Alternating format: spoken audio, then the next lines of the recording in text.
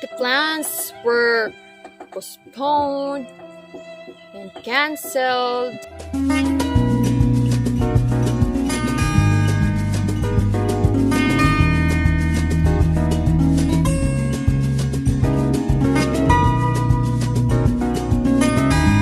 I want to know who are in a long distance relationship right now. You can comment in the comment section kung nasa LDR din ba kayo, kasi I know how it feels, guys, to be far away from the person you love, especially now that it's pandemic. A lot of relationships were ruined because di na sila nagkikita, and then there are a lot of miscommunications, trust issues, that time problem, what else?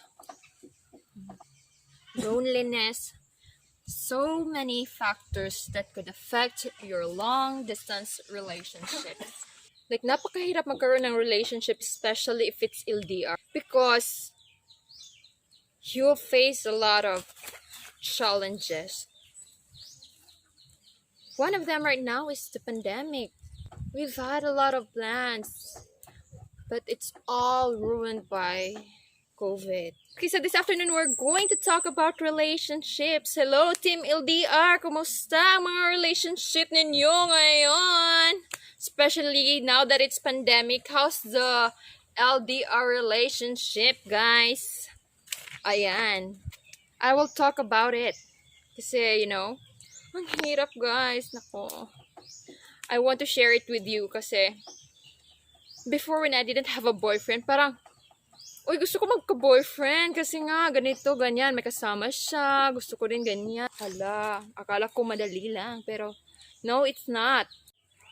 So, ayun, nagduduyan-duyan lang tayo ngayon dito sa labas kasi pag sa loob ako, ayan, baka gigising yung anakins ko. I-share ko lang sa inyo kung ano yung mga naging struggles namin sa aming relationship. So, first is the time. We have a very big time difference. 7 hours apart. Like when he wake up at 8, I think that's around 8. 3 or sometimes 2, because I don't know, their time really changed. Like sometimes we have 6 hours difference, sometimes 7, and so that will be around 2 or 3 in the afternoon here. And right after we wake up, marami pa siyang gagawin. Mag-prepare sa kanyang breakfast, mag-walk sa kanyang aso. Then, after nyan, saka pa kami makapag-usap. And then, tapos nyan, work na, yung mga, household chores, marami pa siyang ginagawa. Tapos sa akin yan is gabi na. Yung araw sa kanila is day dito sa atin, kaya we have to adjust. Nag-a-adjust din ako kasi minsan napaka-busy namin. Ako, may ginagawa ako. For example, binabantayan ko si Emma. Pinapakain, ganyan. Tapos siya naman, busy sa kanyang mga gawaing bahay, ganon, sa kanyang trabaho. At so, when he wakes up, that's already afternoon here. And then, gabi na yan. So, ibig sabihin, I will get busy na to prepare Emma's food, to prepare our food, and I'll just be able to call him when I'm done doing the things that I have to do here, and then we'll be able to talk when he's not busy. Because if he's busy, then he'll not be able to pick up the phone, or if he's having a meeting, because that's his daytime. So it's really hard. I have to adjust, and I have to wake up early in the morning just to call him before he will go to sleep, or he will call me, something like that. We talk before sleep, and when I wake up in the morning, that's the time we talk. So that's one of the biggest problems we have, is the time difference. The second problem we have is the distance. Only strong couple can survive in a long distance relationship. Imagine you are coming from the exact opposite side of the world, and he is on the other side of the world, and you will miss him, and then you'll not be able to see him or hold him that moment that you want to be with him. So that's a struggle for a relationship. It's not so easy because there are times that you lose hope. You will think that, will this relationship work? We always communicate, but then sometimes we're run out of topics. What are we going to talk about? It's all the same thing. We're talking about the pandemic all the time because we're dealing with pandemic. We're talking about when will it end? We never know and how.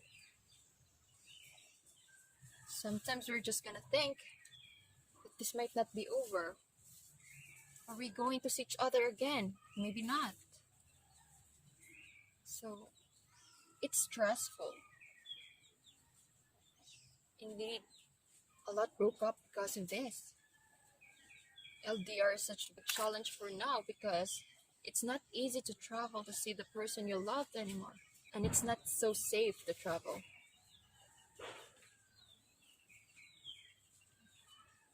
And another thing is,